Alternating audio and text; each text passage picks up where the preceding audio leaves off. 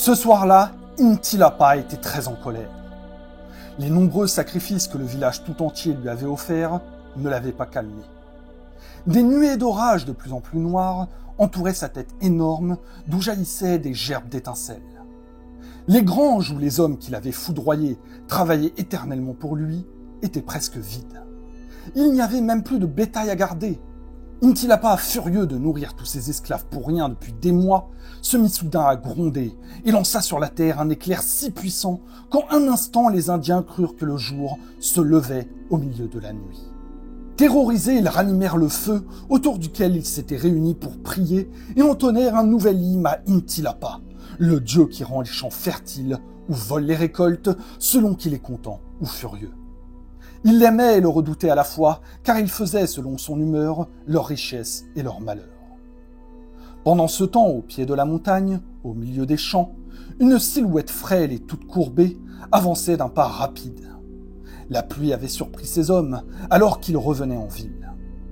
Il avait très peur d'être foudroyé, car il ne voulait pas retourner vivre sous les nuages noirs, dans les sinistres granges du tonnerre, comme un esclave damné. Après une évasion aussi difficile, il ne se laisserait pas reprendre. Il conservait un effroyable souvenir de sa capture et de son emprisonnement. Un jour où il gardait son troupeau de lamas dans la montagne, il avait été surpris par l'orage. Il s'était abrité sous un rocher. Soudain, dans l'obscurité, il avait aperçu des silhouettes étranges qui s'avançaient vers lui en tourbillonnant. Il se souvenait d'avoir entendu des serpents siffler autour de sa tête et senti un froid glacial l'envahir. Puis, il s'était endormi.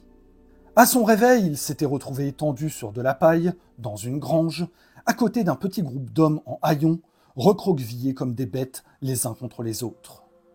Il avait aussitôt compris qu'il se trouvait dans la célèbre grange du dieu tonnerre.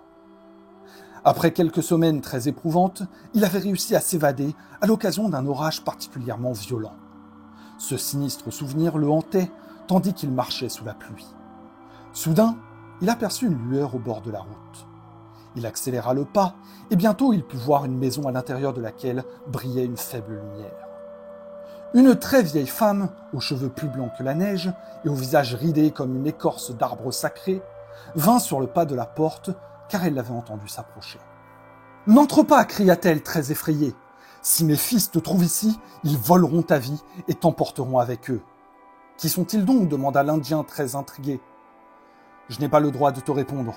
Il me punirait. »« Je ne sais pas où aller, je suis épuisé par mon voyage. Je t'en supplie, cache-moi, insista-t-il. La vieille eut pitié de lui et le laissa entrer dans sa maison. Elle le cacha sous un tas de couvertures et lui conseilla de ne plus bouger. Ce ne fut pas difficile car l'étonnement et la crainte de l'Indien étaient tels qu'il retenait même sa respiration. Soudain, un éclair comme il n'en avait jamais vu inonda la pièce de lumière. Un grondement semblable à ceux qui précèdent les tremblements de terre retentit, et la porte s'ouvrit, laissant entrer un vent glacial.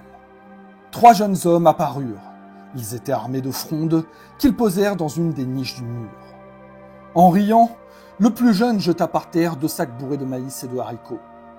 Les serpents qui nouaient leurs sacs sifflèrent et tendirent leurs langues fourchues dans la direction du jeune Indien.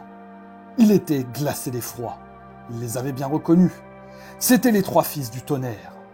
L'aîné, celui qui gronde terriblement, le cadet, celui qui gronde sourdement, et le benjamin, celui qui grince violemment. Peu à peu, un étrange sommeil l'envahit, et il s'endormit profondément. Lorsqu'il s'éveilla, il était couché dans l'herbe mouillée, au bord d'un lac, mais il eut beau regarder autour de lui, il ne vit pas la moindre maison. Tout avait disparu. Il crut un instant qu'il avait rêvé, mais lorsqu'il se leva en s'appuyant sur le sol, il sentit dans l'herbe, sous sa main, un bout de laine exactement de la même couleur que la couverture sous laquelle la vieille femme l'avait caché. Il le ramassa et le noua autour de son poignet, mais il ne révéla jamais à personne d'où provenait ce bout de laine, ni pourquoi il ne l'enlevait jamais.